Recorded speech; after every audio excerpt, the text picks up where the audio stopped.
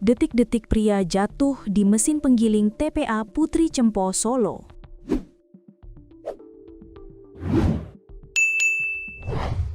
Eko Surani, salah satu pemulung di TPA Putri Cempo, Mojosongo, Jebres, Solo, menjadi salah satu saksi ketika seorang petugas bernama Edi Saputro terjatuh ke mesin penggiling dan meninggal seketika sebelum sempat dievakuasi Senin 2 bulan 3 2026.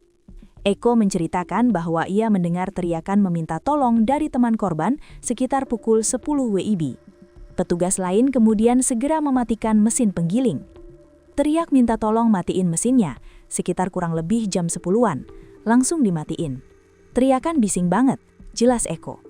Kejadian ini langsung membuat seluruh aktivitas penggilingan dihentikan sementara untuk penanganan darurat. Peristiwa nahas ini terjadi sekitar pukul 9.30 WIB. Sekitar 10 menit kemudian, ambulans dan tim pemadam kebakaran tiba di lokasi.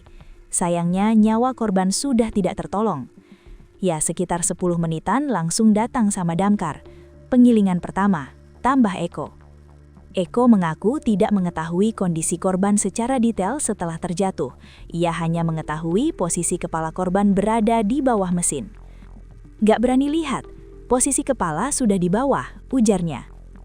Tim tribunsolo.com yang tiba di lokasi sekitar pukul 11.41 WIB mendapati area penggilingan sudah kosong dari petugas. Sejumlah anggota kepolisian segera datang untuk melakukan olah tempat kejadian perkara. Hingga berita ini diturunkan, pemerintah Kota Solo belum memberikan keterangan resmi terkait insiden ini. Pasca kejadian, semua aktivitas di mesin penggiling dihentikan sementara untuk pemeriksaan lebih lanjut.